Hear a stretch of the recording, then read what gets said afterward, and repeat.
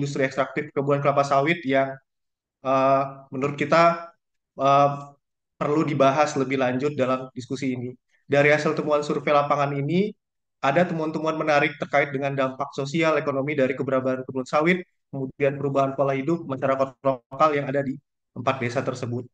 Adapun rangkaian acara pada diskusi siang hari ini, kita mulai mendengarkan dari pemaparan dari narasumber, kemudian dilanjutkan dengan sesi tanya jawab, eh, di mana pada sesi diskusi kali ini ada dua narasumber. Yang pertama itu Bang Jayu Sukma, memaparkan hasil survei lapangannya, kemudian dilanjutkan oleh Dani Karyadi terkait dengan update kondisi situasi terkini di lapangan seperti apa.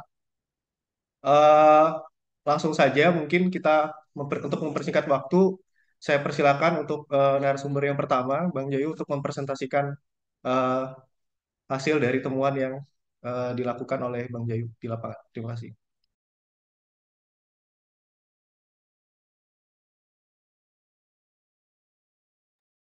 Baik, terima kasih Noval. Assalamualaikum warahmatullahi wabarakatuh. Selamat sore teman-teman semua ya. Tadi udah diantarkan oleh Zul dan moderator kita hari ini oleh Noval terkait dengan apa yang akan menjadi topik diskusi di hari ini. Jadi diskusi hari ini akan coba eh, berdiskusi terkait dengan situasi perubahan sosial ya di masyarakat yang melalui survei yang dilakukan oleh YMKL pada 2024, tepatnya itu di Kabupaten Seruyan yang berlokasi di 4 desa yang menjadi lokasi studi kasusnya. Nah, untuk konteks dan latar belakang ya teman-teman semua, memang secara bersama kita ketahui bahwa di Kalimantan sendiri ya, terkhusus di Kalimantan Tengah, memang investasi yang berbasis hutan dan lahan itu sebenarnya bukan hal baru. Jadi sejak 1960-an itu Kalimantan udah dieksploitasi secara besar-besaran melalui HPH atau yang sering kita sebut dengan era timber boom saat itu, di mana kayu merupakan salah satu komoditas utama yang menjadi produk andalan di Pulau Kalimantan ya, tidak terkecuali di Kalimantan Tengah.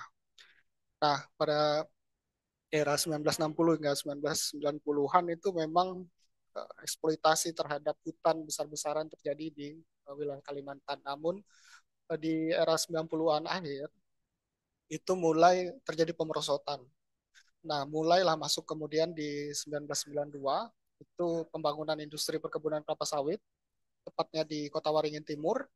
Nah, ini salah satu kabupaten yang kemudian melahirkan Kabupaten Seruyan. 1994 itu sudah ada kurang lebih 10.000 hektar ya izin, kemudian pada 1997 kemudian meningkat hingga 52.000 hektar. Di tahun 2000-an itu izin perluasan perkebunan sawit itu di Kalimantan Tengah terus masif terjadi.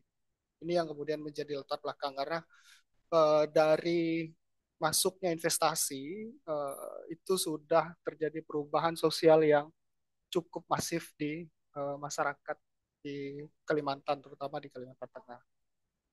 Tujuannya, teman-teman semua, sebenarnya survei ini coba untuk menggali dampak perubahan sosial ya, dari terbatasnya akses masyarakat terhadap sumber daya alam yang kita maksud itu termasuk hutan dan lahan, akibat ekspansi izin perkebunan kelapa sawit ya. Ini dilakukan di 4 desa, di 2 kecamatan, 2 desa di Kecamatan Hanau itu Paringraya dan Parangbatang, dan 2 desa di Kecamatan Danau Sembulu itu Sembulu 1 dan Sembulu 2. Untuk metodologi yang kita gunakan, analisanya tetap dengan kualitatif, analisa data tematik yang dilakukan di lapangan. Jadi kita bekerja sama dengan beberapa masyarakat atau pemuda-pemuda yang ada di desa untuk melakukan pengumpulan data dan informasi. Ini juga untuk menjawab eh, apa namanya kekayaan informasi, karena dengan dilibatkannya anak-anak muda yang ada di desa itu mempermudah komunikasi dengan memper, menyederhanakan pertanyaan-pertanyaan survei dengan bahasa daerah yang dilakukan.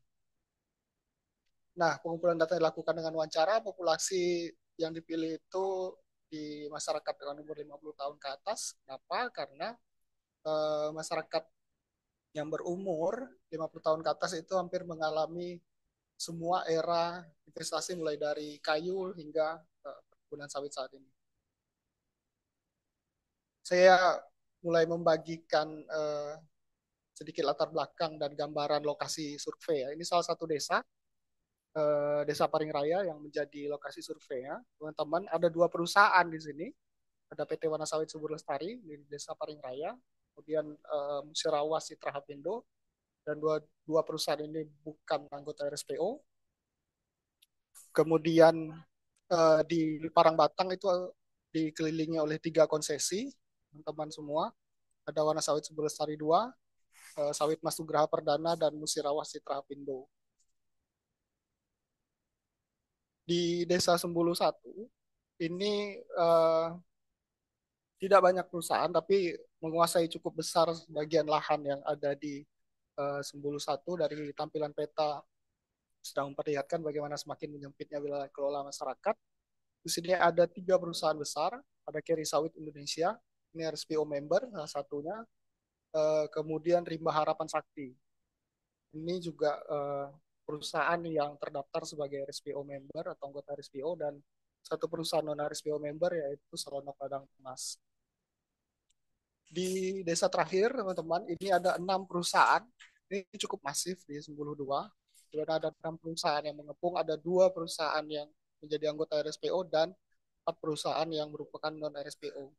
Nah, kenapa kemudian di list beberapa perusahaan, status perusahaan itu adalah RSPO ataupun non RSPO? Dalam satu analisa kita juga nanti akan melihat bagaimana aspek keberlanjutan yang selalu digadang-gadang oleh sistem sertifikasi RSPO itu berjalan atau tidak. Nah, dari analisa studi meja yang kita lakukan, dari peta-peta yang dihasilkan, ternyata hampir keseluruhan desa menunjukkan bahwa lebih dari separuh lahan, terutama di Sembulu 1 dan Sembulu 2 itu sudah dikuasai perkebunan. Misalnya di Sembulu 1 hanya 29% dari total area administrasi desa yang saat ini belum dibebani izin perkebunan sawit. 71% telah terbuka. Situasi sedikit lebih baik di Paringraya, itu masih ada 59% total lahan yang tersisa yang belum dibebani oleh izin perkebunan sawit. Namun sebagian lahan tersisa ini merupakan lahan yang tidak produktif ya. Jadi besaran itu tidak menunjukkan uh, kualitas dari lahan yang tersisa saat ini di 4 lokasi desa yang menjadi lokasi survei ini. Nah, temuan selanjutnya, teman-teman, memang sejak masyarakat kehilangan akses terhadap sumber daya alam ya, terutama hutan dan lahan, dan berubah menjadi konsesi perkebunan sawit skala besar, yang sebelumnya memang masyarakat terbiasa dengan berladang, dan menoreh, mengambil kayu, dan berusaha menangkap ikan, kini betul-betul masyarakat justru menggantungkan kehidupannya menjadi buruh dan petani plasma. Untuk buruh, 2 masyarakat di 2 desa, terutama di Paringraya dan Parangbatang, itu yang betul-betul menggantungkan kehidupannya sebagai buruh. Sementara pemenuhan lahan plasma mereka sendiri belum dipenuhi hingga hari ini. Nah, yang menjadi petani plasma itu terkonsentrasi di Sembulu 1 dan Sembulu 2. Hampir mayoritas masyarakat sudah mendapatkan plasma. Ya. Namun memang uh, ditemukan sebuah permasalahan besar di mana kemudian saat ini banyak plasma yang akan melakukan replanting, dan masyarakat masih terjebak dengan skema hutang plasmanya. Ini kondisinya, teman-teman. Jadi sebelum ekspansi itu kita mencoba membandingkan 2 kondisi sebelum dan sesudah ekspansi perkebunan sawit di 4 lokasi ini. Saat belum adanya ekspansi masif yang dilakukan oleh izin perkebunan sawit secara besar-besaran di 4 lokasi survei ini, masyarakat masih dapat berburu, berladang, dan mengumpulkan hasil hutan. Nah, ketika terjadi yang ekspansi, sama-sama kita ketahui bahwa semua kegiatan itu tuh sangat sulit dilakukan ya. Kecuali di satu desa itu pun di Paring Raya dengan lahan yang terbatas, dan seperti saya sampaikan tadi bukan menjadi lahan yang produktif karena hampir setiap tahun selalu digenangi banjir sehingga menghambat masyarakat untuk eh, melakukan kegiatan berladang. Kita masuk ke sedikit di analisa temuannya, teman-teman. Jadi kami melihat bahwa dengan perubahan hutan dan lahan secara masif yang terjadi di 4 lokasi survei ini membuat masyarakat itu terputus terhadap aksesnya terhadap sumber daya alam. Jadi dengan terputusnya akses ini menjadikan situasi pengabaian terhadap hak atas tanah. Kenapa? Seperti yang saya sampaikan sebelumnya, masyarakat sudah tidak dapat lagi memenuhi kebutuhannya dari mengelola hutan dan lahan yang biasanya selama ini dapat mereka lakukan. Saya sedikit mengutip dari general comment-nya Komite Ekosop untuk PBB ya. Jadi akar masalah kelaparan dan malnutrisi itu bukan terletak pada ketiadaan pangannya. Mungkin pangan bisa dipenuhi dengan suplai dari luar, tetapi akses terhadap pangan yang tersedia. Nah, akses ini yang kemudian tidak didapatkan oleh masyarakat di 4 lokasi survei ini.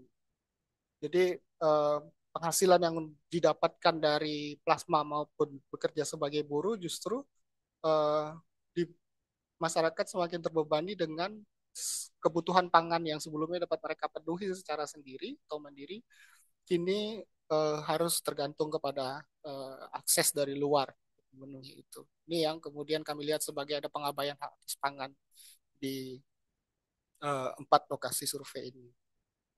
Kemudian implikasi dari pengabaian hak atas pangan adalah ada pengabaian kewajiban dari negara itu sendiri. Gitu. Jadi pertama, pengabaian yang terjadi itu negara ternyata tidak menjamin eh, akses terhadap pangan secara memadai di masyarakat 4 desa ini. Jadi negara itu dia tidak harus menyediakan bukan satu-satunya kewajibannya bukan hanya sebagai penyedia pangan, tapi menyediakan akses terhadap pangan tersebut. Nah, akses berarti kita bicara soal sumber daya alam nih. Yang kedua, eh, tidak adanya fasilitas dan lingkungan yang baik ya kepada usaha tani masyarakat sehingga tadi terlihat dari hasil survei ini menunjukkan masyarakat tak dapat lagi mengelola tanahnya sebagai lahan pertanian pangan atau kemudian mengakses pangan di lahan atau hutan yang dulu mereka dapat kelola. Jadi ada 2 kewajiban negara yang harus dipenuhi ternyata dilanggar dari studi kasus yang ditemukan di 4 desa ini. Nah, sedikit penjelasan buat teman-teman. Jadi hak atas pangan itu tidak sama dengan keharusan negara untuk menyediakan makan gratis ya, semua orang. Jadi bukan itu. Atau kemudian menyediakan food estate, misalnya. Bukan. Itu bukan hak atas pangan yang perwujudan hak atas pangan yang harus dipenuhi oleh negara terhadap warganya.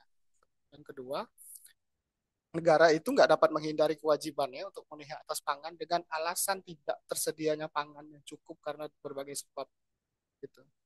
Dan secara terminologi harus sedikit dibedakan antara hak atas pangan dan ketahanan pangan serta kedaulatan pangan.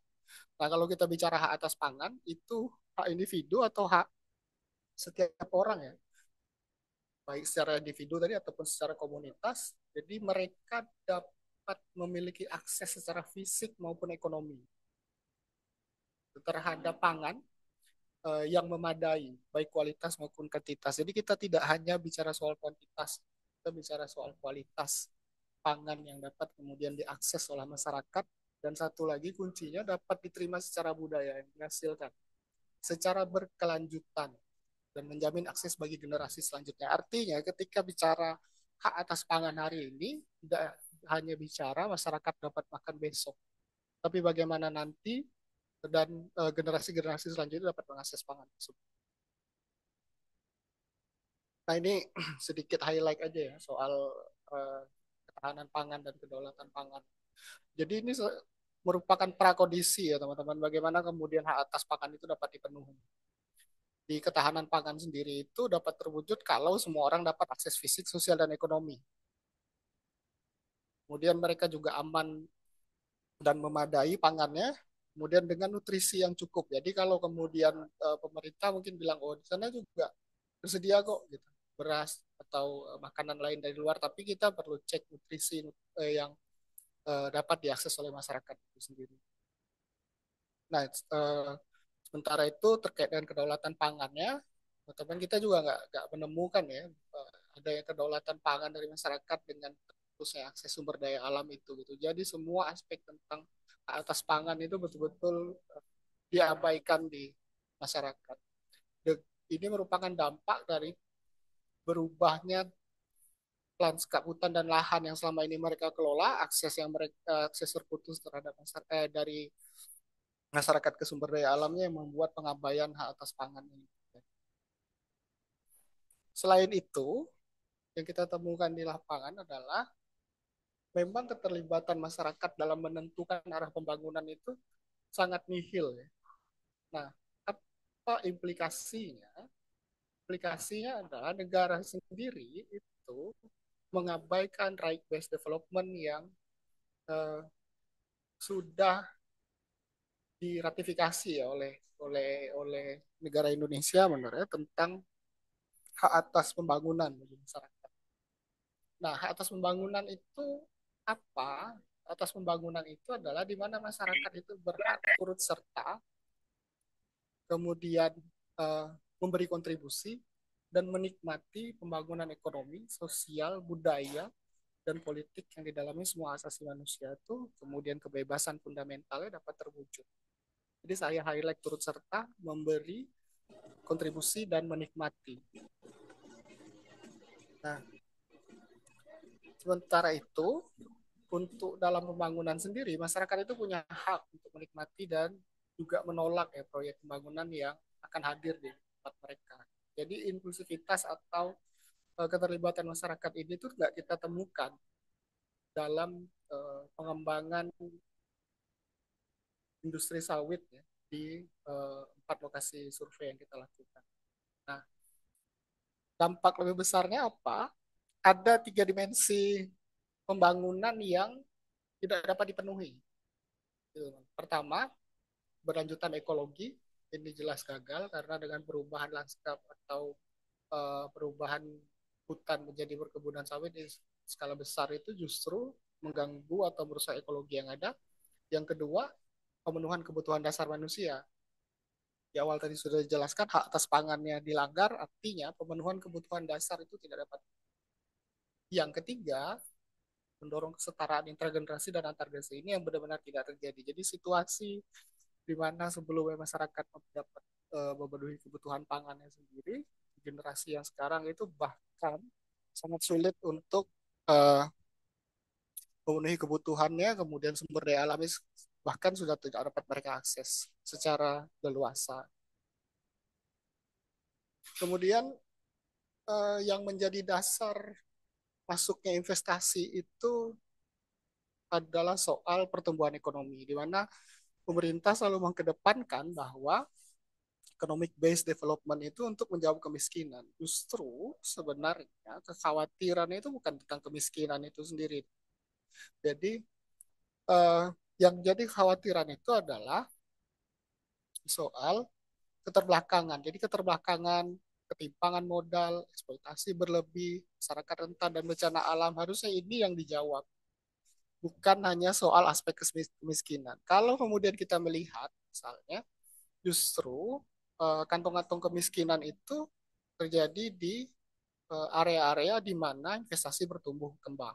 Saya ambil contoh misalnya di Seruyan, misalnya Seruyan sampai hari ini di data BPS 2024, ambil data terbaru, bahkan di data BPS 2023 itu juga sama, di Seruyan itu penduduk miskinnya masih menempati nomor 1 untuk di level Provinsi Kalimantan Tengah. Sementara luas perkebunan sawit skala besarnya itu mencapai 370 hektar. Ini nomor 2 terluas di Provinsi Kalimantan Tengah. Jadi ada apa ya, situasi terbalik yang eh, menunjukkan bahwa ternyata investasi yang masuk ini juga tidak menjawab permasalahan ekonomi atau kemiskinan di masyarakat itu sendiri. Nah, implikasi yang lebih besar dari kehilangan akses terhadap sumber daya alamnya itu adalah terputusnya transfer pengetahuan. Jadi masyarakat sekarang atau banyaklah anak-anak muda sekarang di 4 lokasi desa itu justru kesulitan untuk bagaimana sih sebenarnya mengelola lahan, ladang, melakukan penanaman terhadap eh, komunitas-komunitas perkebunan yang dulu atau komunitas pangan yang dulu sebenarnya harusnya dekat dengan orang-orang tua mereka.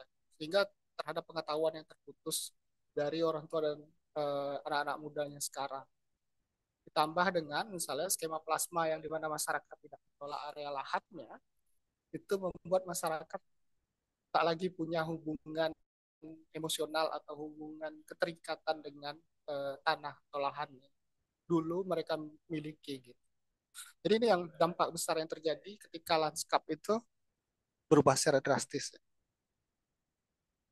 Nah, yang selanjutnya ada kegagalan rezim keberlanjutan. Yang saya maksud dengan rezim keberlanjutannya ada rezim sertifikasi yang kemudian terus digadang-gadang bahwa ketika perusahaan mendapatkan sertifikasi, artinya semua permasalahan baik sosial atau masalah lingkungan dapat ditekan. Ternyata tidak. Dari temuan yang ditunjukkan bahwa itu yang terjadi hanya perbaikan manajerial. Nah, perbaikan manajerial itu tidak menyelesaikan masalah lingkungan ataupun sosial secara penuh gitu. Jadi masalah fundamentalnya itu tidak terselesaikan. Yang terselesaikan hanya masalah manajerialnya. Jadi hanya di atas kertas, kemudian mereka sudah melakukan komitmen, perubahan SOP, tapi secara fundamental itu tidak menjawab semua permasalahan yang terjadi. Jadi kalau tadi lihat di data awal, bagaimana juga ada anggota RSPO yang justru memberikan dampak yang cukup buruk ya terhadap uh, masyarakat di lokasi survei ini. Nah, yang kedua, sistem sertifikasi berkelanjutan itu justru dapat mudah ditunggangi dengan kepentingan politik. Kepentingan politik yang saya maksudnya kepentingan politik pasar ya, di mana sekarang semua mengharuskan semua produk eh, sawit ataupun produk hutan misalnya harus bersertifikasi berkelanjutan. Nah, bersertifikasi berkelanjutan ini untuk syarat dan ketentuan atau yang kita kenal dengan prinsip dan kriteria di RSPO itu justru dapat dirubah atau dimainkan sesuai dengan kebutuhan saat ini. Sehingga nggak akan benar-benar mewujudkan keberlanjutan. Jadi kata-kata keberlanjutan atau rezim keberlanjutan itu tuh justru melegalisasi dosa-dosa yang sudah dilakukan gitu. Jadi hanya perbaikan manajerialnya ketika manajerial yang sudah uh, benar, sudah melakukan perubahan SOP, perbaikan dan segala macamnya, itu dianggap sudah berkelanjutan. Oke.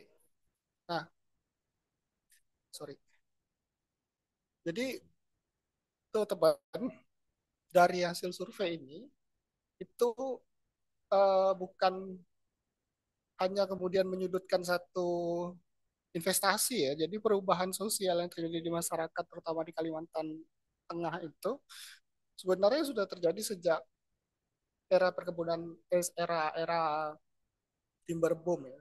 Namun memang diperparah dengan hadirnya investasi perkebunan sawit skala besar. Artinya ada eh, pengulangan kesalahan atau pengulangan dosa yang dilakukan oleh pemerintah gitu. Jadi mendatangkan investasi mengganti investasi dengan investasi lainnya atau kemudian merubah masalah dengan mendatangkan masalah baru. Jadi kalau kemudian situasi ini terus terjadi, secara struktur ekonomi dan sosial masyarakat sekarang sudah banyak hancur dan berubah, dengan ditambahnya kemudian investasi lagi yang akan hadir, tentu ini akan mengancam keberadaan masyarakat baik secara sosial, lingkungan, budaya, dan ekonomi. Begitu, Pak Moderator. Saya kembalikan dulu ke Noval. Terima kasih. Baik, Terima kasih Bang Jayu atas pemaparannya yang sangat informatif sekali ya. Mungkin kita langsung saja ke narasumber kedua atau narasumber berikutnya, Denny Karyadi terkait dengan update situasi kondisi di lapangan itu seperti apa. Saya persilakan kepada Denny Karyadi untuk mempresentasikan. Oke, terima kasih. Mungkin saya mulai.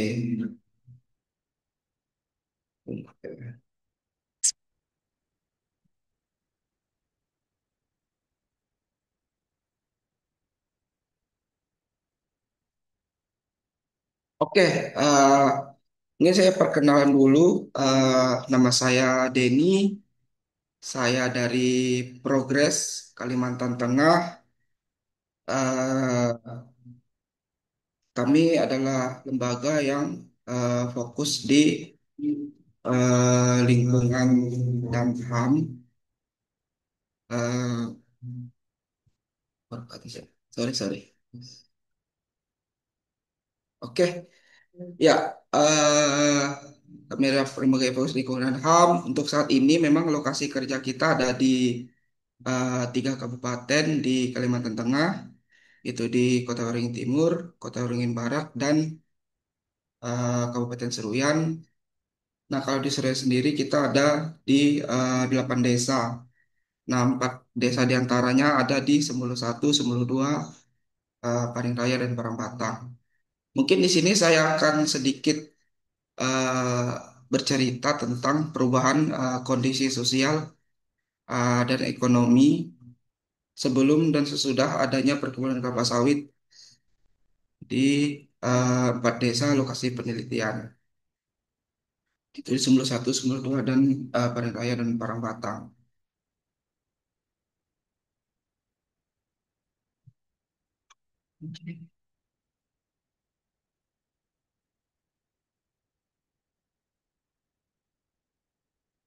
Nih, gimana? Share screen-nya nggak bisa berjalan. Tunggu aku bantu Den ya. Oke, Bang. Coba dari Bang Zul aja.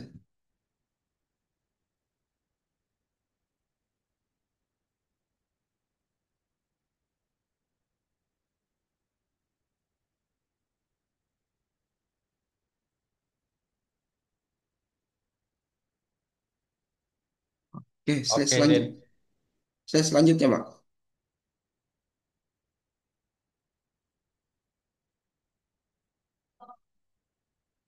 Next.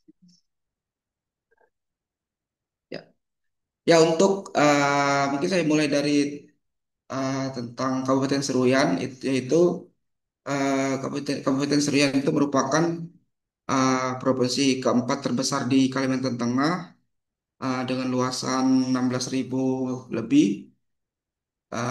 atau 11% dari total luasan wilayah provinsi yang kaya akan sumber daya alam. Nah, di tahun 2019, Kabupaten Seruyan itu sendiri sudah eh, dicabut dari status daerah tertinggalnya melalui SK Menteri, Keputusan Menteri Desa dan Pembangunan Daerah Tertinggal dan Transmigrasi Nomor 79 Tahun 2019. Jadi selama 17 tahun Kabupaten Seruyan itu menjadi kabupaten termiskin di Kalimantan Tengah. Jadi pada saat 2019 status itu dicabut. Itu kemudian jumlah penduduk Kabupaten Seruyan itu mencapai 158.000 orang, kepadatan penduduknya itu mencapai 10 orang per kilometer persegi dengan pertumbuhan penduduk 2% per tahun. Kemudian perubahan pemanfaatan wilayah Kabupaten Seruyan itu menjadi perkebunan kelapa sawit itu menjadi salah satu usaha yang saat ini berada usaha perkebunan kelapa sawit di Kabupaten Seruyan yang sangat eksis gitu. Tapi itu tidak menjadi tidak menjadi tolak ukur untuk uh, penurunan tingkat kemiskinan di Kabupaten Seruyan atau memperbaiki nilai IPM-nya di 5 tahun terakhir. Nah, sejak tahun 2017 Kabupaten Seruyan itu masih menempati posisi teratas dalam tingkat kemiskinan dari IPM terendah di Kalimantan Tengah. Kemudian di sisi lain juga Kabupaten Seruyan baru juga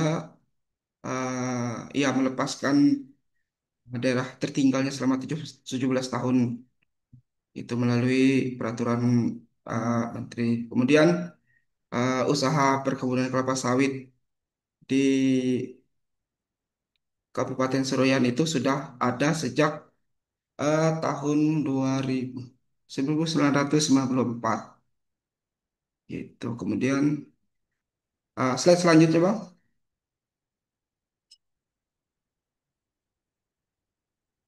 Ya, untuk peralihan fungsi lahan di periode awal itu fungsi kawasan hutan di daerah aliran sungai atau di daerah Kabupaten Seroyan itu dimulai ketika perusahaan HPH masuk di era tahun 60-an hingga tahun 98.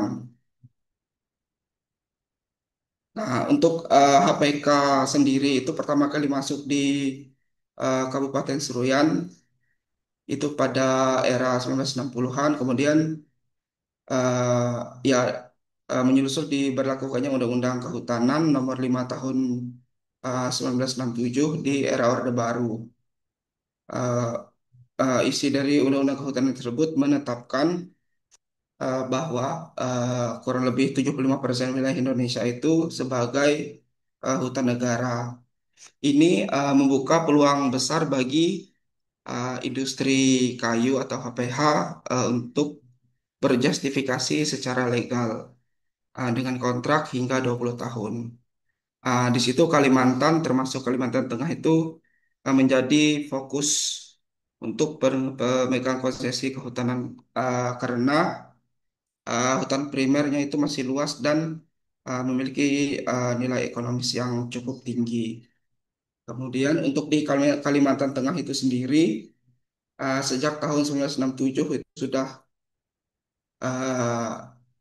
masuk HPH, kemudian di tahun 80-an sampai 90-an itu sudah banyak perusahaan HPH yang masuk itu sudah puluhan. Kemudian di era desentralisasi setelah 99 memperlebar basis pengeluaran izinnya meski uh, di era ini nih membawa masalah ilegal dan konflik lahan. Kemudian masuk ke era pembangunan perkebunan kelapa sawit di tahun 2000-an awal. Nah, itu di tahun 2000-an awal masuk era sawit pertama kali di daerah Kota Waringin Barat itu di tahun 94 itu oleh PT Indo Turba. Kemudian nah setelah masuk PT Indo Turba mulai bermunculan perusahaan-perusahaan sawit yang lainnya di daerah Kota Waringin Timur, kemudian menyusul di daerah-daerah lainnya termasuk di uh, Seruyan. Kemudian dengan pada tahun 1994 itu masuk perusahaan pertama di Seruyan itu PT Agro Indomas. Sampai saat ini UNPK uh, dulu terus dulu ya sehingga tempat pemerintah ini lain kita juga pernah yang menjadi di Tambra. termasuk perusahaan ya pada saat itu izin usaha perkebunan untuk bisa melakukan kegiatan usaha perkebunan kelapa sawit cukup untuk memiliki izin lokasi dari bupati atau wali kota tanpa harus pelepasan kawasan di saat itu. Kemudian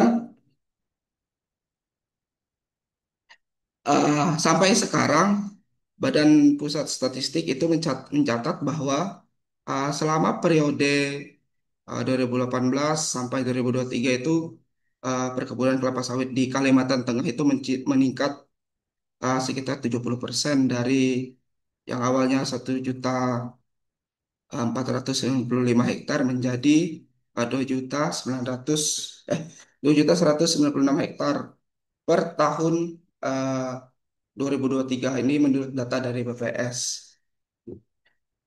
Kemudian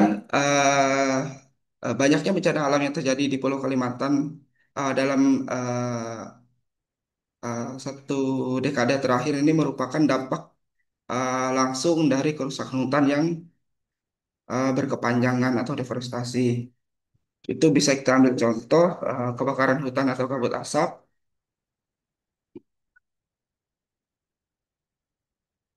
Ya, kebakaran hutan atau kabut asap di tahun 2015, 19, dan 2023. Kemudian banjir di 2020 sampai sekarang. Oke, slide selanjutnya, Bang.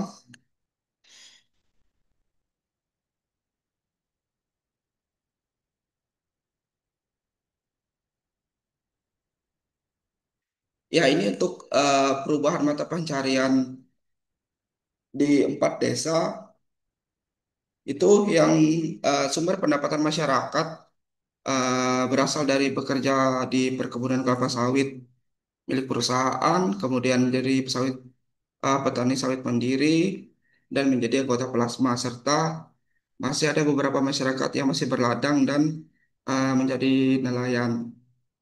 Gitu. Sementara untuk berladang dan nelayan itu hanya dijalankan oleh sebagian kecil ya, sebagian kecil masyarakat. eh, karena memang saat ini banyak lahan yang sudah dialihfungsikan menjadi perkebunan kelapa sawit. Itu terutama di 4 desa ini. Itu berladang itu juga sebagai sumber pencaharian pokok yang telah dijadikan ratusan tahun lalu hingga sekarang menjadi eh, peran penting secara ekonomi, tidak hanya memiliki nilai sosial, tetapi juga untuk nilai budaya yang sangat melekat di masyarakat gitu. Sistem perladangan juga dijalankan bersifat memenuhi kebutuhan pangan itu sendiri. Tuh. Nah, kalau dari slide itu bisa kita lihat perubahan mata pencaharian masyarakat yang dulunya masih banyak yang berladang, kemudian sekarang bahkan di tahun 2025 itu hampir bahkan tidak ada yang berladang lagi dari keempat desa ini gitu. Yang dulunya masih menjadi nelayannya masih banyak, sekarang sudah berkurang gitu karena memang selain uh, lahannya sudah tidak ada, uh, tingkat percemarannya pun cukup tinggi gitu untuk uh, di masyarakat yang menjadi nelayan gitu. Untuk uh, selanjutnya, Bang,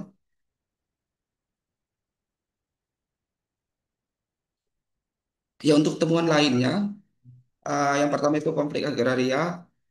Sebagian besar perusahaan kelapa sawit di Kalimantan Tengah itu tidak menerapkan FPIC dengan baik, hanya melakukan sosialisasi ancaman bahwa lahan akan tetap ditanami meskipun tidak mau menerima kompensasi dan yang tidak adil.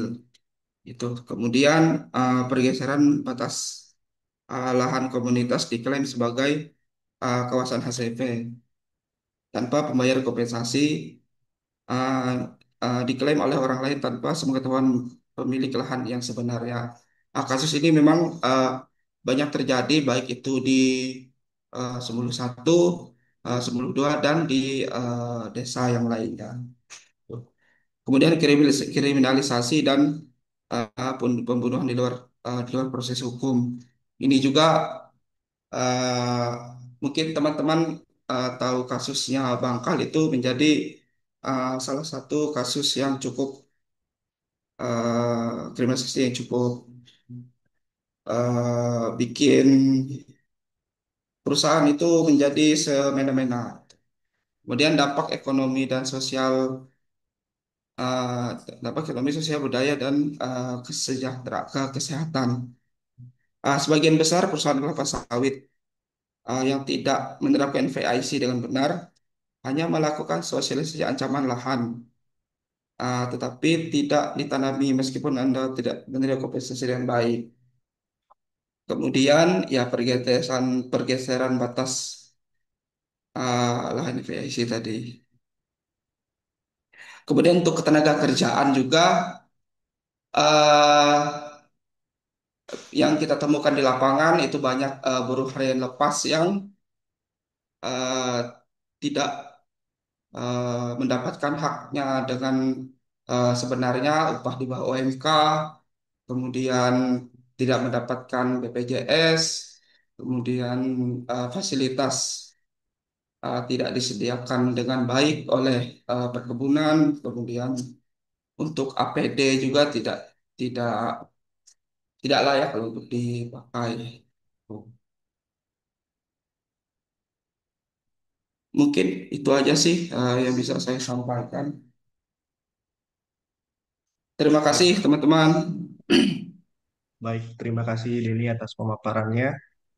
Eh, Sangat menarik ya dari dua pemateri kita pada sore hari ini. Mungkin kita masuk ke sesi berikutnya, sesi diskusi tanya jawab. Bagi peserta yang ingin bertanya, silakan mengangkat tangan atau menuliskan bisa melalui kolom chat. Pada sesi kali ini, eh, kepada penanya kita akan memberikan buku hasil dari tulisan kita terkait dengan memahami kebijakan dan permasalahan di perkebunan kelapa sawit. Nantinya kepada penanya atau yang menanyakan itu kita beri buku ini. Eh, untuk di sesi pertama itu ada tiga penanya.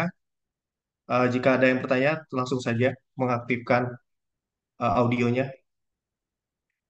Sebutkan nama dan asal instansi.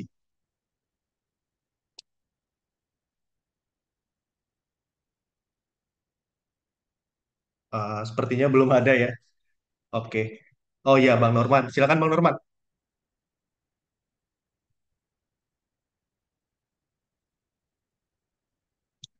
Masih unmute, Bang. Sorry, sorry Bang. Masih di unmute. Apakah ekspansi sawit itu karena subsidi biodiesel atau memang harga sawit itu sedang tinggi? Karena kan hari ini kan sawit itu tinggi harganya karena subsidi biodiesel. Nah, coba kalau tidak disubsidi dulu harga sawit itu per tanda per kilo itu hanya Rp500 dan bahkan krisis parah. Ada ibu-ibu di Jambi yang bakar karena harga sawitnya jatuh. Apakah itu ekspansinya benar-benar karena sawit menjanjikan atau ladang sudah tidak diperlukan lagi atau kehidupan nelayan itu sudah tidak relevan gitu kan? Saya tidak percaya ekspansi itu karena motif ekonomi semata-mata. Saya lebih lebih melihatnya, mungkin ya, saya melihatnya lebih pada karena ada subsidi oleh negara yang membuat kemudian harga sawit naik sampai 3 ribuan. Kalau harganya Rp500, nggak bakalan ada ekspansi itu. Nah, terus selanjutnya, eh, oh, itu aja sih yang saya mau tanya karena perubahan landscape itu di mana-mana sedang terjadi. Bahkan 3,3 juta hektar itu juga karena subsidi oleh negara. 3,3 juta hektar hutan yang jadi kebun sawit secara ilegal itu pasti karena subsidi. Coba kalau tidak karena subsidi, tidak akan terjadi ekspansi. Saya masih percaya itu. Nah, itu sih yang mau saya tanya. Kalau ada bahan-bahan, boleh dong di-share. Tadi aku suaranya agak sempat terganggu di laptopku. Jadi setelah restart, suara kawan-kawan jelas ya. Terima kasih. Kalau ada materinya boleh di-share. Eh, Kajian selanjutnya mungkin untuk melihat subsidi ini ya, saya mengusulkan. Apakah memang karena sawitnya sangat menguntungkan atau karena negara yang mensubsidi penghancuran ini? Terima kasih. Baik. Terima kasih Bang Norman atas pertanyaannya. Silakan langsung ditanggapi saja Bang Jayu atau Denny terkait dari pertanyaan yang disampaikan oleh Bang Norman. Ya, terima kasih. Udah jelas ya suara saya, Bang ya? Jelas, jelas, jelas. Oke, sip. Terima kasih Bang Norman. Nah, eh, kalau yang dimaksud Bang Norman tadi eh, terkait dengan perluasan sawit mandiri, itu kalau kita ini ya, saya berkaca di Kalimantan ya sendiri. Jadi hubungan dengan komoditas itu kan sebenarnya bukan hal baru ya. Dan latah komoditas itu kan juga terus terjadi di masyarakat. Itu kenapa? Sebenarnya perlu melihat eh, latar belakangnya sendiri karena eh, mereka melihat bagaimana perkembangan investasi yang secara masif yang di sekitar mereka gitu. Nah, itu yang kemudian ingin dicapai juga di level komunitas. Sebenarnya selain dengan faktor subsidi, kenapa kemudian ekspansi ini jadi masif dan besar-besaran ya? Karena satu ada kebutuhan pasar gitu, yang kemudian didukung oleh subsidi. Itu jadi kalau disubsidi tapi kemudian kebutuhan pasarnya nggak ada, eh, itu hal yang mustahil. Gitu. Itu satu. Yang kedua, memang eh, isu apa ya? Isu perubahan iklim yang membuat kemudian transisi energi dari fosil ke transisi energi ke biodiesel misalnya. Nah, itu juga menjadi salah satu faktor. Saya apa kemudian ekspansi sawit ini kemudian terjadi secara besar-besaran. Jadi kesalahpahaman terkait dengan transisi energi dari fosil ke menuju ke apa namanya biodiesel atau bahan bakar non fosil lah ya. Itu juga jadi salah satu faktor besar. Gitu. Nah, ini yang tadi kemudian dikaitkan dengan kebutuhan pasar. Ada kebutuhan pasar yang besar, kemudian didukung dengan subsidi, permudahan perizinan, bahkan kemudian di era Jokowi itu sangat memudahkan sekali perizinan misalnya proses perpanjangan HGU ataupun keputusan izin. Itu juga menjadi salah satu faktor ini ya penyebab atau penentu kemudian kenapa kemudian ekspansi besar-besaran bahkan 3,3 juta hektar kawasan hutan itu dirubah menjadi perkebunan sawit. Karena itu kan sangat hal yang sangat lucu kalau misalnya antara instansi pemerintah tuh nggak ada koordinasi antara misalnya antara pertanahan, pertanian dan kehutanan. Itu dulu Pak Noval. Ya, gimana tanggapannya Bang Norman? Apakah udah menjawab dari pertanyaan yang disampaikan? Sebenarnya saya tidak terlalu yakin pasar itu membutuhkan minyak sawit dan biodiesel. Tapi karena negara mensubsidi biodiesel, maka ekspansi biodiesel itu ada. Padahal sebenarnya hari ini Pertamina itu hampir tersungkur karena pasar tidak membeli biodiesel Pertamina. Dan jangan lupa negara-negara Amerika Latin, Afrika itu juga ekspansi dan menanam besar-besaran. Nah, sebenarnya pasar tidak meminta. Kalau tidak ada subsidi biodiesel di Indonesia, maka minyak sawit Indonesia sudah tidak bisa masuk masuk ke Eropa lagi. Karena Amerika Latin, Afrika itu lebih dekat dari segi geografisnya ya. Jadi saya masih melihat bahwa ini faktor subsidi dan kemudahan insentif perizinan itu Pak Jayu. Yang saya lihat ya, kalau pasar menurut saya tidak. Karena bagaimanapun juga komoditas lain minyak minyak minyak nabati itu banyak, tidak hanya sawit. Kalau tidak karena subsidi mungkin tetapi saya tidak akan mendebatkan itu lebih lanjut. Tapi terima kasih Pak Jayu.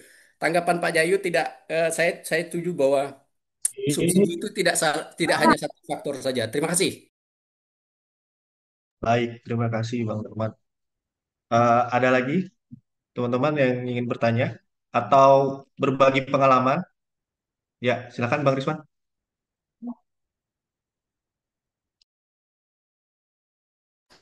Assalamualaikum warahmatullahi wabarakatuh. Selamat sore. Ya, semoga kita semua dalam keadaan yang sehat walafiat ya. Rekan-rekan Bang Jayu malam sekali hari ini biasa yang paling ceria.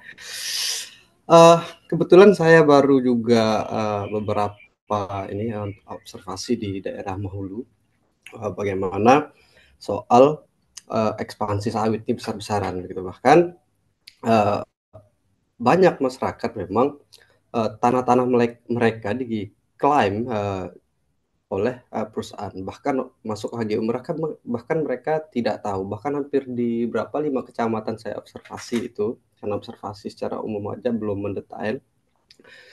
Eh, saya tidak tahu ya, karena selama ini kan kita selalu mengedepankan soal bagaimana mekanisme RSPO dalam bagaimana memperbaiki dari eh, proses dari awalnya masuk sebuah perusahaan tersebut. Namun pada fakta di lapangan justru maksud saya, jadi aturan-aturan yang dipakai misalnya dalam RSPO untuk bagaimana meningkatkan mutu dari aspek apa sosial, ekonomi, lingkungan, bahkan dari efek di awalnya itu harusnya itu kan menjadi jembatan utama. Namun pada fakta di lapangan ya kita temukan bahkan konflik agraria, perebutan lahan. Jadi seolah-olah aturan ini nggak ada gunanya. Lalu jujur saya apa ya putus asa melihat sebagaimana lagi langkah-langkah kita dalam bagaimana soal ya kita sama-sama tahu bahwa investasi sawit ini adalah untuk bagaimana soal pertumbuhan. Tapi pada faktanya tidak ada pertumbuhan sama sekali yang didapatkan di terutama khusus di lingkar sawit. Dan saya melihat kemarin dan nyata. Lalu kira-kira ya strategi apa yang bisa kita bangun dalam bagaimana mengembangkan paling tidak peningkatan sosial ekonomi masyarakat, karena ya kita sama-sama tahu tanah mereka sudah habis, lahan-lahan mereka tempat berburu sudah nggak ada, bahkan kita juga masyarakat biasa juga tercerabut dari akar budayanya yang memang dipaksa untuk mengikuti sosial yang mereka bangun oleh perusahaan sekarang. Kira-kira bagaimana pandangan kita ke depan soal bagaimana pengangkatan sosial ekonomi ini? Apakah mekanisme RSPO itu masih bisa kita jadikan acuan Bang Jayu ini? Itu aja kalau saya. Terima kasih. Baik, Ya terima demi kasih buku ini Bang saya Risman. bertanya ya. IM3. Siap. Aku ada kompasnya. Silakan Nggak Bang ada Jayu ya. direspon atau Denny dari pertanyaan Bang Risman. Terima kasih, Rizwan. Jadi kalau kemudian pertanyaannya ke mekanisme si RSPO, apa namanya, sistem RSPO itu bisa dipakai atau tidak, tadi seperti yang saya sampaikan di awal sebenarnya, jadi ada kegagalan dari sistem sertifikasinya yang hanya memperbaiki dari sistem permukaan yang kemudian ternyata nggak menjawab permasalahan di karya. Bahkan konflik-konflik itu justru terjadi di sekitaran perkebunan sawit di mana anggota-anggota RSPO ini beroperasi. Jadi ada banyak hal yang sebenarnya perlu diperbaiki RSPO, tapi nggak sepenuhnya kemudian uh, sistem ini nih nggak bisa digunakan, terutama dalam mekanisme komplain misalnya, yang bisa digunakan untuk mempertemukan kedua belah pihak, tapi bukan kemudian menyelesaikan. Yang perlu diingat itu bukan kemudian 100% dapat menyelesaikan konflik yang terjadi di lapangan atau di tingkatan masyarakat. Jadi mekanisme yang bisa kita gunakan itu ya dapat duduk bertemu dengan si perusahaan yang kemudian bermasalah di lapangan gitu. Jadi jangan berharap si RSPO dapat menyelesaikannya, apalagi misalnya terkait dengan pengembalian hak atas tanah misalnya. Karena itu tetap menjadi kewajiban dari negara itu sendiri. Jadi tetap ada peran negara.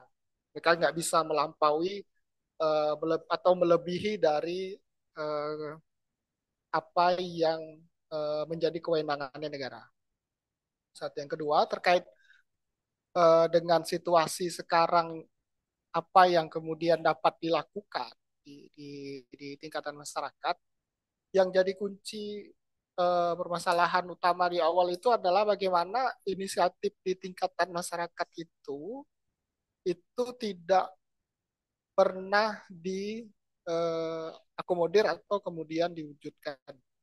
Jadi skema-skema, saya kembali ke hak atas pembangunan ya, skema-skema pembangunan yang didorong oleh pemerintah Indonesia itu yang betul-betul top down inisiatif development ya. Jadi skema pembangunan yang memang diusulkan dari atas gitu, tanpa memperhatikan aspek-aspek atas hak-hak yang dimiliki masyarakat gitu loh. Jadi skema-skema ini kemudian yang mesti dirubah bersama ya gitu dengan situasi yang udah terjadi sekarang. Misalnya dengan bagaimana menyusun inisiatif rencana pembangunan di level desa, kalau kemudian itu masyarakat desa atau lewat administrasi desa, atau kemudian di level masyarakat adat, kalau kemudian itu di level masyarakat adat. Jadi memang harus ada langkah yang terintegrasi, eh, dari berbagai pihak untuk kemudian menjawab situasi ini. Dan memang ketika melihat area yang sudah terbuka sekarang, masyarakat memang betul-betul harus punya kesadaran diri untuk bertahan dengan sisa tanah yang ada sekarang, kemudian mempertahankannya gitu. Dan itu jadi PR besar sendiri juga ya menurut saya, gimana kemudian ke depan mungkin juga mereka harus mempersiapkan diri gitu.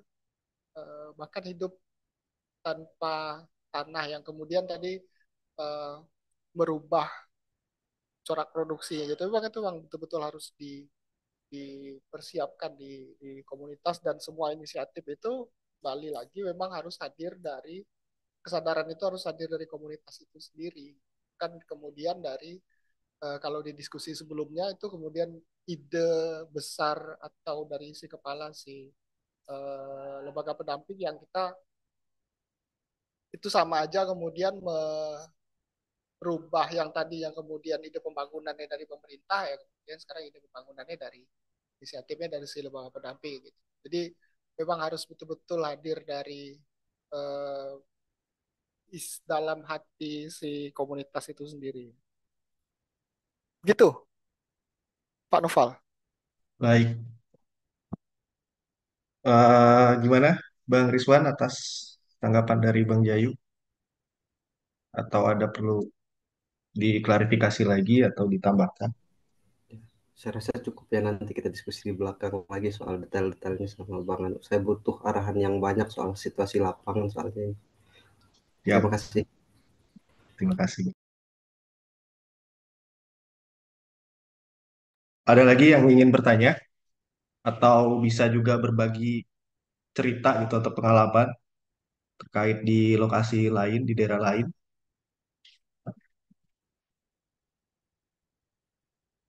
Oke, belum ada ya Bang Jayu ya. Oh ada. Halo, Ya, eh, silakan. saya mau bertanya gini, terkait situasi yang terjadi gitu. Ada nggak bagaimana kita kan bicara soal perkebunan sawit ya, dan dampaknya terhadap masyarakat. Nah, terkait dengan masyarakat, saya cuma ingin menanyakan saja apa saja yang sudah dilakukan oleh kawan-kawan, terutama ya dampaknya itu terhadap terhadap kelompok-kelompok rentan, dalam hal ini perempuan.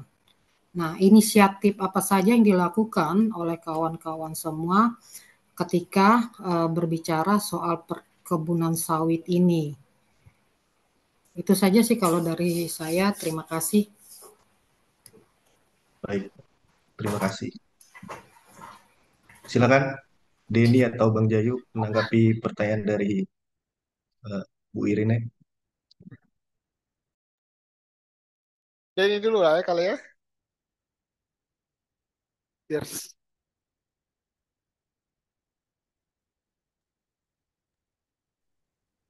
Dan Denny kayaknya keluar. Ya, Oh halo. ya, ya. oke, silakan Dan. Oke. Mungkin kalau yang sudah kita lakukan selama kita mendampingi masyarakat di desa dampingan kita, terutama untuk yang teman-teman yang rentan uh, perempuan ya, lebih ke perempuannya ya. Ya saat ini lebih ke kita eh, pendampingan secara emosional. Kemudian kita juga sudah memberikan beberapa eh, apa ya kayak pelatihan gitu bersama masyarakat. Kemudian eh, kita juga memberikan pemahaman-pemahaman yang memang diperlukan oleh mereka gitu. Bagaimana cara menghadapi situasi-situasi yang sedang terjadi di mereka saat ini gitu.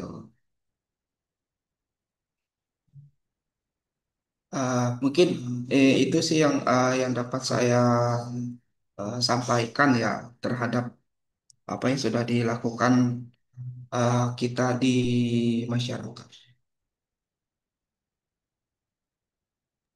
Itu sih, Iya. terima kasih. Ada mau yang ditambahkan Bang Jayu? Iya, terima kasih, Noval. Eh, Selamat sore, Bina Iren. Eh, Tadi sebenarnya pertanyaannya ke semua kali ya, jadi bisa jadi bahan diskusi bersama dan kalau ada masukan dari teman-teman yang lain dari pertanyaannya Bina Iren mungkin boleh. Tapi yang pasti apa yang sudah dilakukan bersama oleh teman-teman, jadi ada satu inisiatif besar ya yang sekarang sebenarnya lagi kita kerjakan.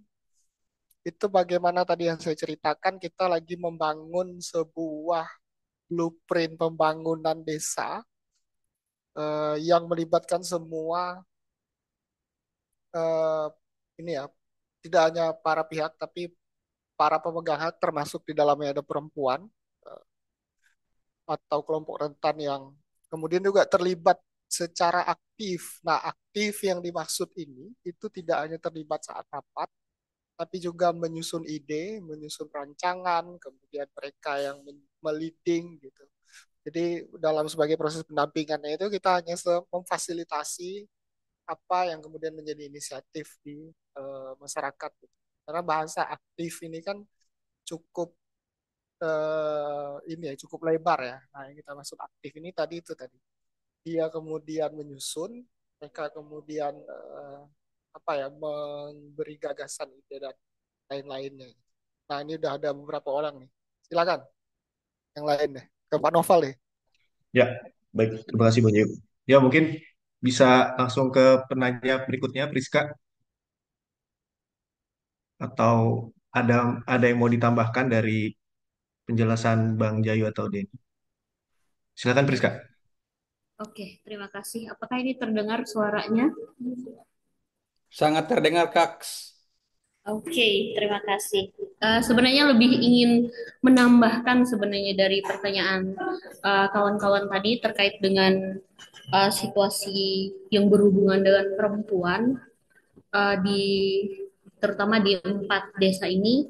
Yang pertama memberi informasi, ini kan bagaimana perubahan kehidupan dan untuk masyarakat yang berada di perkebunan kelapa sawit dan salah satu uh, tim lapangan yang sudah dijelaskan Bang Jayu tadi adalah perempuan. Jadi kami juga melibatkan perempuan dalam pengambilan data ini. Kemudian ya sebenarnya sudah dijawab Bang Jayu tadi, bahkan kalau di Sembuluh itu kalau ada konflik-konflik tanah malah perempuannya yang menjadi salah satu semacam hakim lah seperti itu. Uh, yang jadi tidak hanya tidak hanya kita kita tidak hanya melulu tentang laki-laki tapi semua hal yang berhubungan yang kita lakukan yang berhubungan dengan masyarakat di desa itu melibatkan perempuan bahkan saat ini bagaimana dampak yang sangat terlihat dari hadirnya perkebunan kelapa sawit yang lebih ingin tanahnya kembali dan bisa dimanfaatkan itu perempuan. Jadi banyak ide-ide, kemudian aksi-aksi, bahkan kalau demo segala macam itu perempuan yang ngajak duluan kayak gitu. Itu yang lebih ke situ sih sebenarnya perkembangan-perkembangan di yang kami rasakan jadi pendamping di masyarakat. Mungkin itu aja yang saya tambahkan. Terima kasih. Baik, terima kasih Suari. Eh, mungkin Bang Isjan dulu kali Bang Norman ya. ini dua pertanyaan lagi cukup kali ya untuk sesi kali ini. Mungkin kalau misalnya ada pertanyaan lebih lanjut bisa melalui email Saya ke. enggak bertanya. Oke, Bang, mungkin Bang Izat dulu ya, karena Bang Norman tadi kita beri kesempatan ke Silakan, peserta silakan. lainnya. Ya. Silakan Bang Izat. Halo?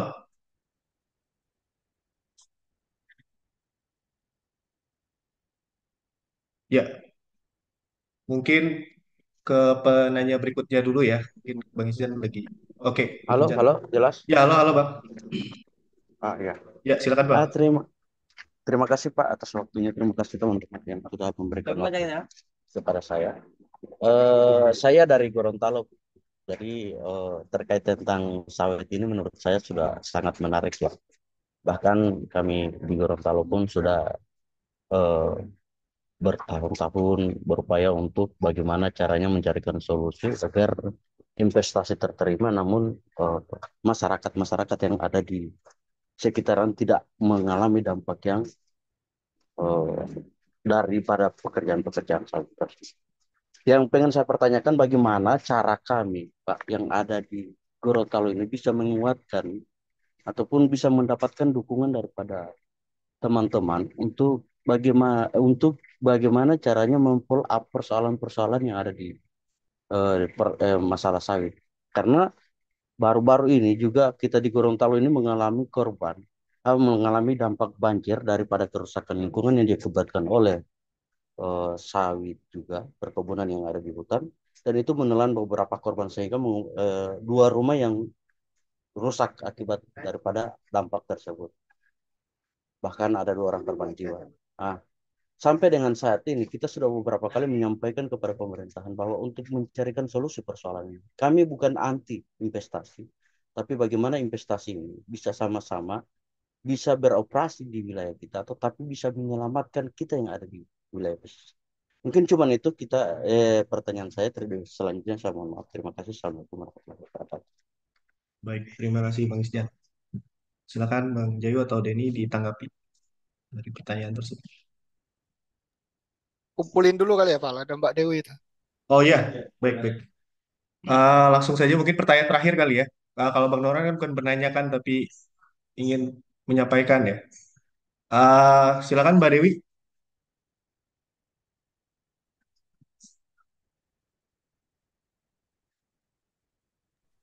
Pak, kalau belum ada ini aku pengen mau bertanya ke Denny juga.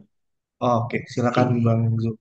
Eh Paling saya inginnya lebih ke Denny sih. Den, apakah di lokasi di 4 desa itu atau misalnya di Sembulu, kan perubahan sosial yang dimaksud kan lebih menyasar ke, kalau saya tadi di slide-mu kan lebih banyak ke nelayan. Nah, apakah perubahan sosial juga itu dia terjadi di kelompok perempuan, misalnya ada ibu-ibu rumah tangga dia juga memilih menjadi buruh misalnya di perkebunan sawit karena dengan desakan ekonomi yang dia alami di kesehariannya gitu. Nah, karena lo tadi kan lebih spesifik ke nelayan, nelayan tiba-tiba jadi buruh. Nah, apakah di kelompok perempuan juga itu mengalami hal yang sama? Terus mungkin bisa diupdate juga dengan informasi di sekitar perkebunan sawit itu gimana perilaku atau pola kehidupan anak-anak juga di situ. Apakah juga mereka menjadi bagian dari perubahan itu yang dulu mereka pagi sekolah terus siang atau sore menjadi juga eh, pekerja yang meskipun tidak terdata tapi itu juga bagian dari perubahan yang eh, dimaksudkan. Itu sih Den kalau aku. Oke, terima kasih Bang Jul. Langsung saya jawab atau Ya, ditampung dulu? langsung. Oke. Eh, Sepertinya Bu Dewi lagi proses perbaikan mic, jadi langsung aja deh tanggapi dari dua pertanyaan itu. Oke. Eh, untuk perubahan masyarakat di 4 desa itu lebih ya, terutama perempuannya ya mereka memang yang sangat terdampak sih masalah perubahan sosialnya itu. Yang dulunya memang mereka berladang, kemudian yang nelayan tadi kan, yang nelayan pun sebenarnya tidak hanya di kelompok laki-laki ya, bahkan perempuan pun mereka ada yang jadi nelayan gitu. Kemudian berubah menjadi eh, karyawan. Karyawan itu karena memang kondisinya saat ini itu sangat jauh berbeda ketika sebelum adanya perusahaan kelapa sawit gitu. Kondisinya sekarang seperti yang di data temuan yang dijelaskan Bang Jayu tadi kan, sebagian besar wilayah eh, desa itu sudah menjadi eh, perkebunan kelapa sawit gitu kok. Kemudian eh, banyak sungai-sungai atau danau-danau yang sudah tercemar tercemar oleh perkebunan kelapa sawit gitu. Kemudian untuk kondisi anak-anaknya pun itu seperti yang kita temui di Parangbatang, itu banyak memang pekerja di bawah umur ya, yang bekerja di perusahaan kelapa sawit gitu. Memang mereka tidak terdata di perusahaan, tapi mereka pakai data orang lain gitu, apa namanya, dipalsukan lah datanya gitu supaya mereka bisa ikut bekerja. Itu juga membuktikan bahwa memang kondisi masyarakat itu sangat sangat di bawah garis kemiskinan lah. Bahkan harus anak-anak yang seharusnya menempuh pendidikan yang lebih baik dipaksa untuk bekerja supaya memenuhi kebutuhan mereka sehari-hari. Bahkan ya walaupun anak-anak kayak pengen, aku pengen jajan nih, buat buat uang jajan aku mau kerja, ya nggak seharusnya seperti itu gitu. Tapi kan itu menunjukkan bahwa hadirnya perkebunan kelapa sawit itu tidak membuat kesejahteraan di eh, masyarakat itu menjadi lebih baik gitu. Mungkin itu sih Bang. Baik. Ada yang Bang Jayo ada yang ingin ditambahkan atau cukup? Ya, kita mungkin langsung saja ke pertanyaan terakhir kali ya. Silakan Bu Dewi. Baik, Oh, terima kasih moderator. Saya Sevana dari Kalimantan Tengah. Mohon maaf nggak bisa open kamera di lokasi saya sedang hujan. Tadi jelas ya moderator? cukup jelas. Oh iya, baik. Menarik sekali tadi ya pemaparan dari Bang Jayu dan juga Denny gitu tentang bagaimana perubahan landscape di Kabupaten Surian ini ternyata mempengaruhi bagaimana kondisi krisis pangan di wilayah tersebut gitu. Di awal juga tadi sempat dibahas oleh Pak Norman ya kalau nggak salah tentang bagaimana peran pemerintah gitu dalam ekspansi sawit ini. Tentu kita tahu juga ini adalah rahasia yang sangat umum sekali gitu ya. Pemerintah berperan besar sekali dalam ekspansi sawit ini, baik secara aktif gitu maupun secara pasif melalui pembiarannya, terhadap penegakan hukum yang tidak tegas dan lain sebagainya gitu. Tadi dari hasil pemaparan teman-teman IMKL dan Progres, saya cukup fokus pada isu tentang pangan gitu ya. Eh, yang menjadi pertanyaan saya itu apakah dari kajiannya ini, kajian PMKL dan Progres ini akan sampai pada tahap mendorong atau membangun solusi sistem tata kelola sumber daya alam tadi itu yang berbasis komunitas gitu. Karena kan kita tahu ya bahwa tentang keadilan tata kelola itu nggak cuma tentang membagi hasil akhirnya gitu. Misalkan masyarakat dari sawit masyarakat dapat apa saja gitu. Tapi kan itu kita bicara tentang hasil akhirnya gitu. Lalu bagaimana dengan pembagian kendali dan akses mereka terhadap sumber daya alam itu gitu. Jadi pertanyaan saya itu apakah dari kajian ini nanti akan sampai dalam membahas tahap itu karena sepertinya akan menarik sekali. Mungkin bisa dijadikan bahan rujukan juga bagi pemerintah di Kabupaten Seruyan dan stakeholder terkait.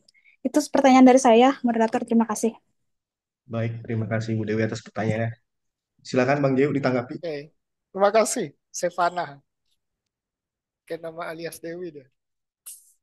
Oke, saya ke ini dulu ya sebelum ke Sevana tadi ke Istian dulu ya terkait dengan eh, follow up atau aksi bersama ya. Jadi sebenarnya lewat forum ini kita mempertemukan teman-teman yang lain ya dalam kalau kemudian memang ada rencana untuk apa ya penanggulangan kalau dihentikan atau di, di, dicegah itu memang sangat sulit ya. tapi kemudian bagaimana memitigasi atau menurunkan risiko yang terjadi dari dampak atau ekspansi perkebunan sawit.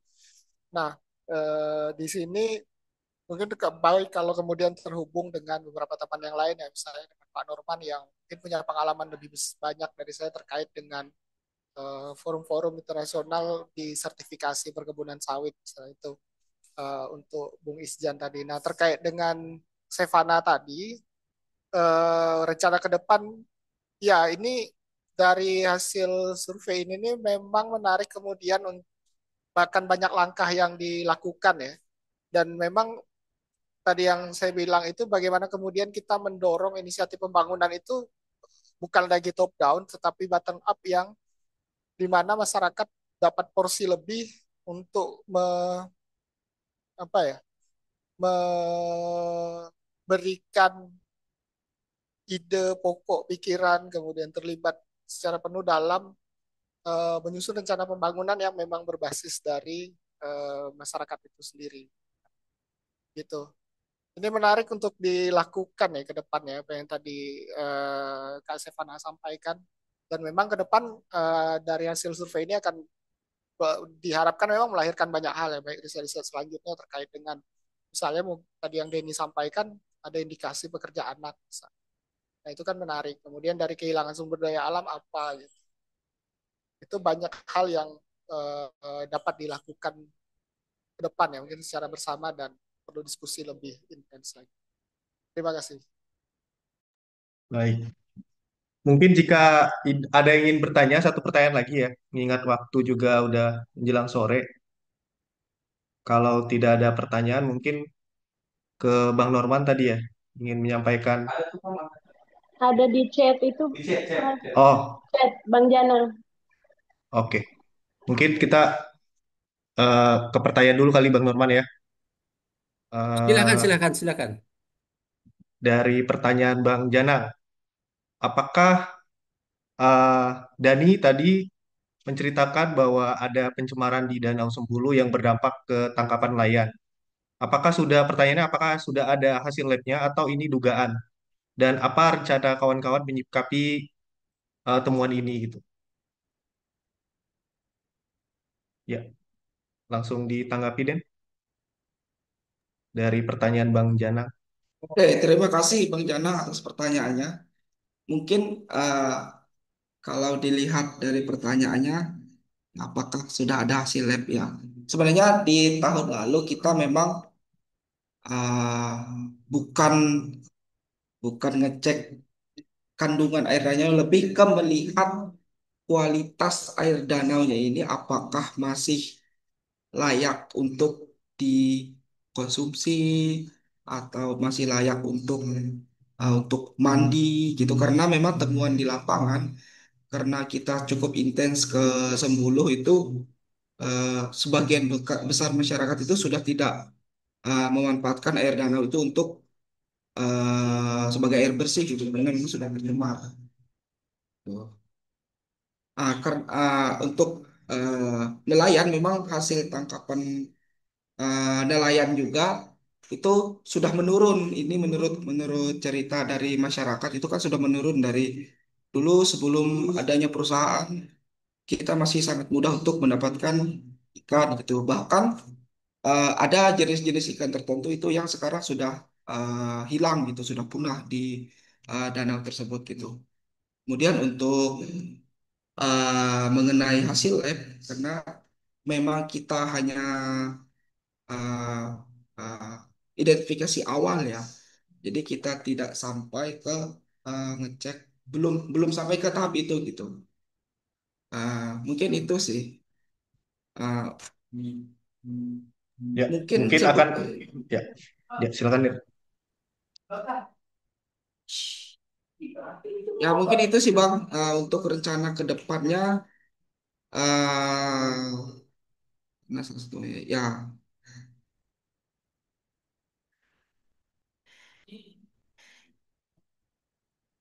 ya mungkin itu sih Bang yang bisa saya sampaikan ya untuk kedepannya mungkin ya lebih ke melihat apakah di masyarakat juga ada keinginan untuk gimana nih untuk menyikapi eh, kejadian yang terjadi sekarang gitu sih.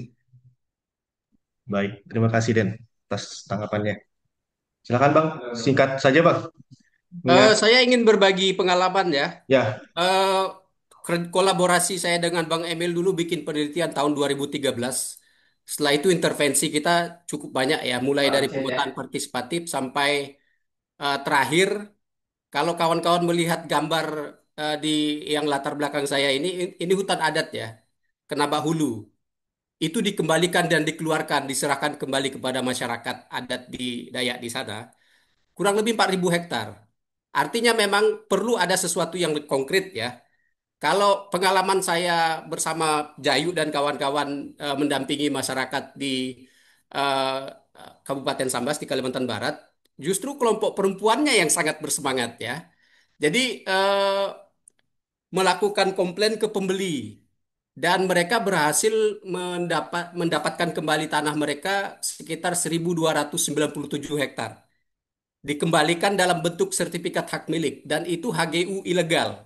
Artinya saya mau sampaikan ke kawan-kawan bahwa memang harus ada eh, mungkin juga usulan sekaligus pertanyaan, apakah memungkinkan kawan-kawan untuk menindaklanjuti hasil penelitian ini fokus pada upaya pemulihan hak asasi manusia dan ekologisnya, terutama hak asasi manusia, yaitu melakukan gugatan lingkungan atau melakukan gugatan hukum dan melakukan gugatan terhadap praktek-praktek ilegal ini. Ya, mengapa menurut saya kita perlu menciptakan jurisprudensi hukum atau peristiwa hukum yang kemudian mengikat para pihak. Kalteng ini kan menarik ya, inisiatif landscape-nya banyak sekali dan dibandingkan kami di Kalbar di sini lebih progresif kawan-kawan di Kalteng ya. Jadi saya ini pertanyaan sekaligus saran ya. Apakah mungkin tindak lanjutnya adalah mendorong litigasi untuk gugatan-gugatan hukum pemulihan lingkungan tadi yang temuan kawan-kawan landscape apa danau Sembuluh yang sudah kotor dan tercemar itu, praktek-praktek ilegal pembiaran-pembiaran itu biar tidak terjadi lagi dan itu tadi kalau memang memungkinkan ya melakukan komplain ke pembeli-pembeli yang eh, kalau pengalaman kami itu justru pembeli yang kemudian menekan perusahaannya kalau kalian tidak selesaikan konflik ini kami tidak akan beli lagi dan itu terbukti berhasil setidaknya 1.200 hektar tadi dikeluarkan dari HGU gitu. Jadi itu Pak Jayu komentar sekaligus pertanyaan sebenarnya. Apakah mungkin kita lakukan tindak lanjut fokus pada upaya litigasi untuk pemulihan hak asasi manusia, lingkungan hidup dan hak-hak hukum masyarakat adat di sekitarnya. Terima kasih. baik, terima kasih Bang Norman. Sebelum menanggapi pertanyaan atau yang tadi, saya sekedar mengingatkan kepada teman-teman untuk mengisi absensi ya. Karena dari kita akan memberi buku kepada 5 orang tadi yang penanya. Eh, eh, Buku ini yang nanti akan kita kirim dan juga eh, bisa diterima oleh teman-teman. Eh, Mungkin Bang Jayu bisa menanggapi responnya singkat saja Bang Jayu Ya, dari pertanyaan Bang Norman. 1 menit ini, Val. Ya, siap. Oke, dihitung dari sekarang. Ya, sekaligus ini ya, sekaligus menjawab yang punya Janang di chat ya, karena sama apa yang disampaikan Janang dan Bang Norman sebenarnya.